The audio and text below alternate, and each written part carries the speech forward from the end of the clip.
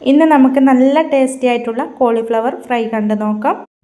അപ്പോൾ ഇതുണ്ടാക്കിയെടുക്കാനായിട്ട് ഒരു മീഡിയം സൈസിലുള്ള കോളിഫ്ലവറിൻ്റെ പകുതി ഇതുപോലെ കട്ട് ചെയ്തെടുത്തിട്ടുണ്ട്. ഇനി ഇതിലേക്ക് നമുക്ക് തിളച്ച വെള്ളം ഒഴിച്ചു കൊടുക്കണം. ഈ കോളിഫ്ലവർ മുങ്ങിക്കിടക്കേണ്ട വിധത്തിൽ നമുക്കിതുപോലെ അങ്ങ് ഒഴിച്ചു കൊടുക്കാം. ഇനി നമുക്കിതിലേക്ക് 1/2 ടേബിൾ സ്പൂൺ ഉപ്പ്, 1/2 ടീസ്പൂൺ മഞ്ഞൾപ്പൊടിയും കൂടെ ചേർത്ത് കൊടുത്തിട്ട് നന്നായിട്ടൊന്ന് മിക്സ് ചെയ്ത് കൊടുക്കാവുന്നതാണ്. ഇതുപോലെ മിക്സ് ചെയ്ത് കൊടുത്തതിന് ശേഷം നമുക്കിനി ഇത് ഒരു 15 മിനിറ്റ് ഇതുപോലെ തന്നെ അങ്ങ് മാറ്റി വെക്കാം.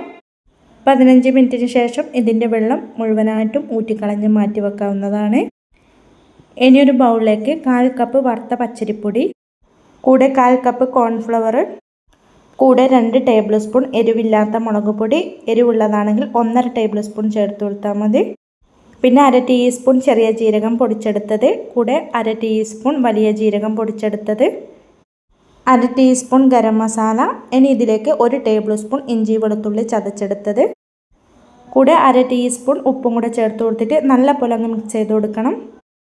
ഇനി നമുക്കിതിലേക്ക് കുറേശ്ശെ വെള്ളം ചേർത്ത് കൊടുത്തിട്ട് നല്ല പോലെ ഒന്ന് മിക്സ് ചെയ്ത് കൊടുക്കണം. ഞാനിതിലേക്ക് 1/2 കപ്പ് വെള്ളം ഒഴിച്ച് കൊടുത്തിട്ട് ഇതുപോലെ നന്നായിട്ട് മിക്സ് ചെയ്ത് കൊടുത്തിട്ടുണ്ട്. ഈ ഒരു പാകത്തിനായിരിക്കണം റെഡിയാക്കി എടുക്കേണ്ടത്. ഇനി നമുക്കിതിലേക്ക് നമ്മൾ നേരത്തെ റെഡിയാക്കി മാറ്റി വെച്ച ആ കോളിഫ്ലവർ അങ്ങ് ഇട്ട് കൊടുക്കാം.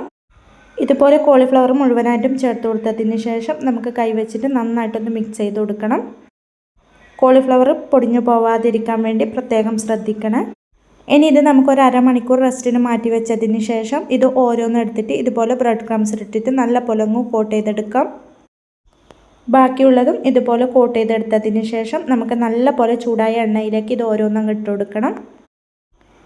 ഇതുപോലെ എണ്ണയിലേക്ക് ഇട്ട് കൊടുത്തതിന് ശേഷം നമുക്ക് ഫ്ലെയിം മീഡിയം ഫ്ലെയിമിൽ വെച്ച് കൊടുത്തിട്ടാണ് ഇത് തിരിച്ച് മറിച്ച് ഇട്ട് കൊടുത്തിട്ട് ഫ്രൈ ചെയ്തെടുക്കേണ്ടത്. അങ്ങനെ ഇതിപ്പം 2 സൈഡും ഇവിടെ ഫ്രൈ ആയി കിട്ടിയിട്ടുണ്ട്. ഇനി ഇത് നമുക്ക് എണ്ണയിൽ നിന്ന് അങ്ങ് കോരി മാറ്റാവുന്നതാണ്. ബാക്കിയുള്ളതും നമുക്കിതുപോലെ തന്നെ അങ്ങ് ഫ്രൈ ചെയ്തെടുക്കാം. അങ്ങനെ ഇതാ നല്ല ടേസ്റ്റി ആയിട്ടുള്ള കോളിഫ്ലവർ ഫ്രൈ ഇവിടെ റെഡിയായി കിട്ടിയിട്ടുണ്ട്.